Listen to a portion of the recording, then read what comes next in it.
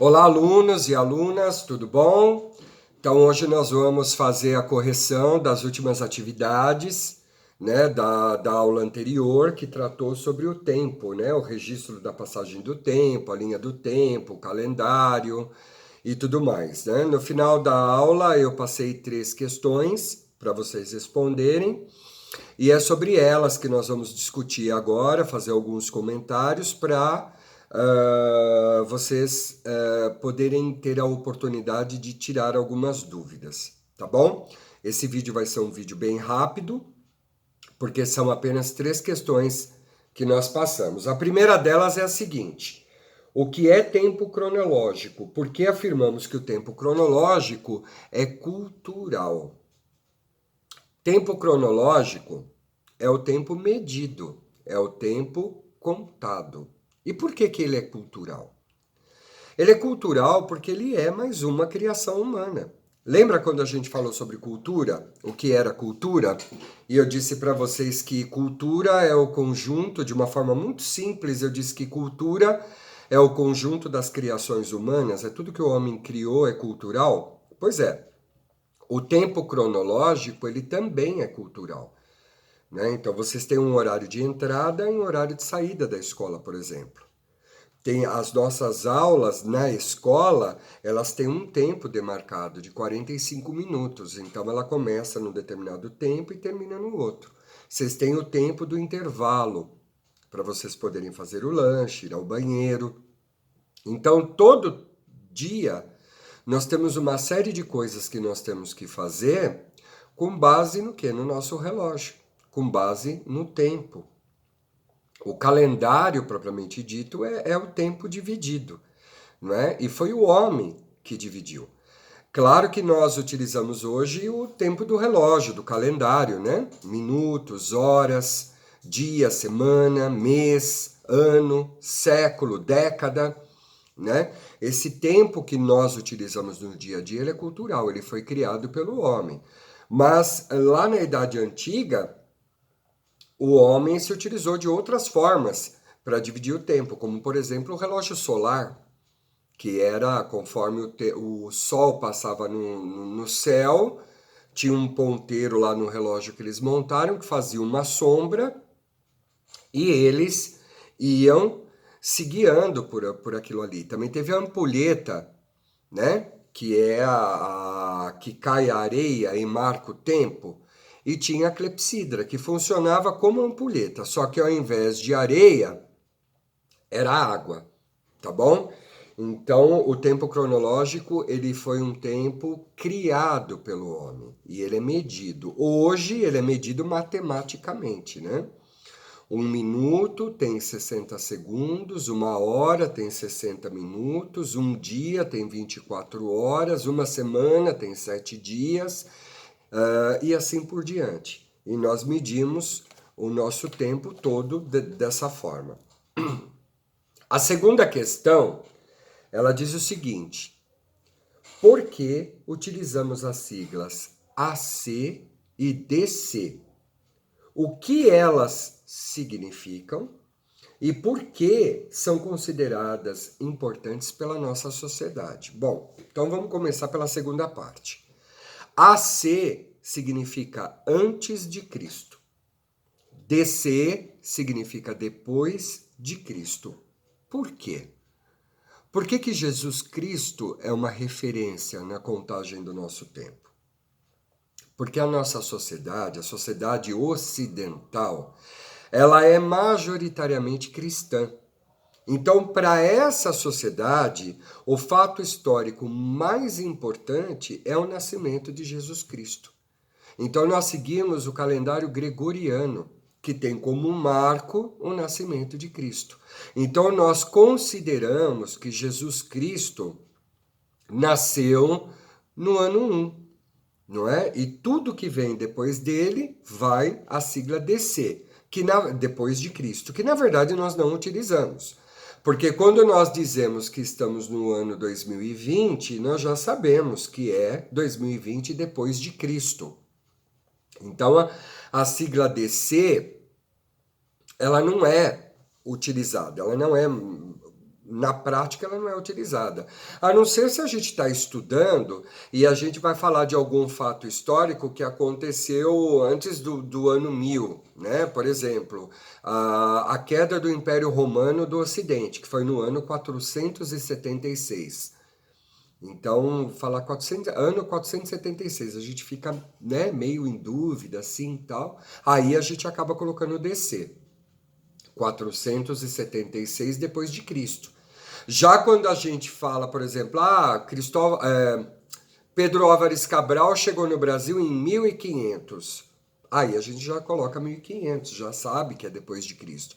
A gente não utiliza o depois de Cristo, normalmente.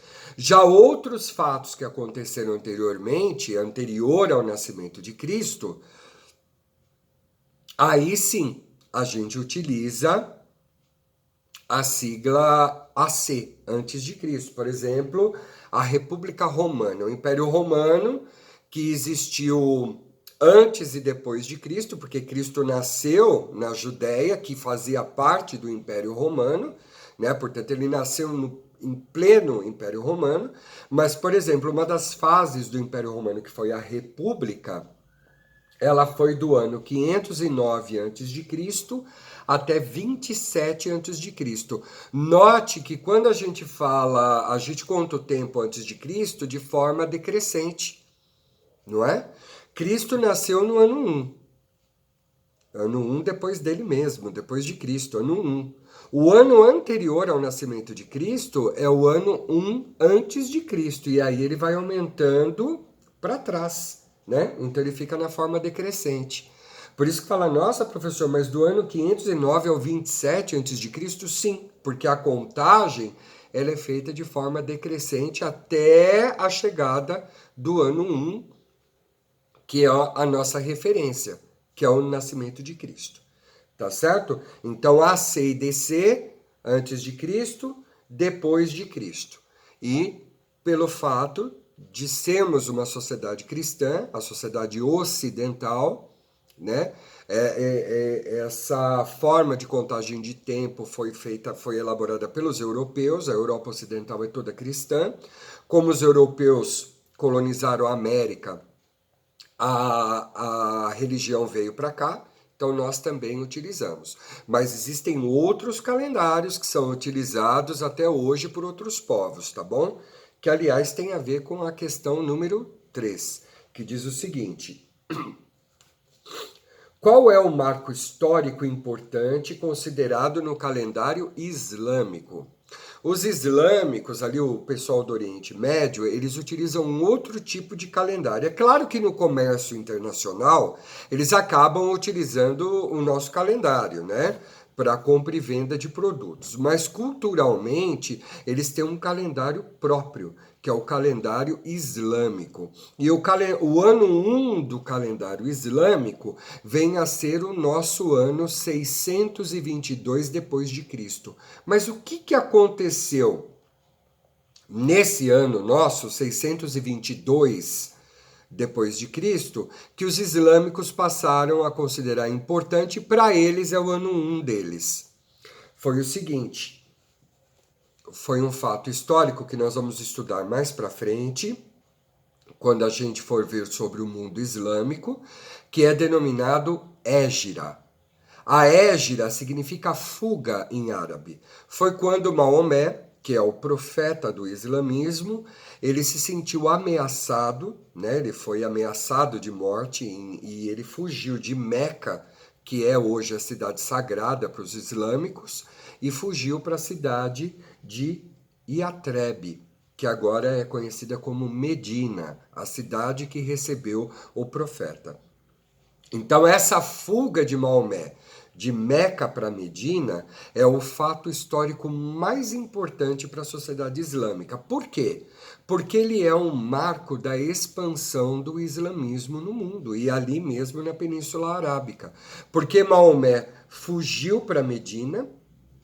Ali ele divulgou a nova religião que ele havia fundado, ele converteu as pessoas na cidade inteira ao islamismo e aí ele formou um exército que depois tomou Meca militarmente, não é? Então esse é o marco da expansão do islamismo no planeta. Então é o marco mais importante do calendário dos islâmicos, tá bom? E aí essas três questões dessa parte dessa matéria ficam corrigidas, não é? Procurem colocar o caderno em ordem, não é? Nós estamos corrigindo. Quem puder ir mandando por e-mail ou lá pelo Facebook, mande para eu saber se vocês fizeram ou não. Procurem fazer as atividades, não fique esperando a resposta para fazer, tentem fazer. É importante que vocês leiam, que vocês tentem responder as questões, mesmo que você não conseguir responder certo numa primeira vez, depois eu vou mandar o vídeo, como eu estou mandando agora, para a gente poder corrigir junto e para vocês poderem tirar as dúvidas. Mas é importante que vocês façam sozinhos, que vocês tentem, tá bom? Para vocês se desenvolverem, tá? Tô com saudade de vocês e logo logo a gente volta em sala de aula, tá bom? Assim que acabar esse período aí que a gente está passando, a gente vai se ver de novo e a gente vai fazer muita coisa legal dentro da sala de aula, tá bom? Fiquem bem, se cuidem, cuidem da família, tá bom? Coloca o caderno em ordem, porque eu vou olhar quando voltar, tá bom? Vou olhar o caderno de todos, tá? E me procurem lá no Facebook, entrem no blog da escola, para a gente poder estudar mesmo à distância, tá? E se tiver alguma dúvida, me escreve ou pelo e-mail ou pelo chat do Facebook, que eu estou sempre conectado aqui. Mesmo que eu demore a responder, eu mando a resposta para todo mundo, tá bom? Um abraço, fiquem bem e até a próxima aula. Tchau, tchau.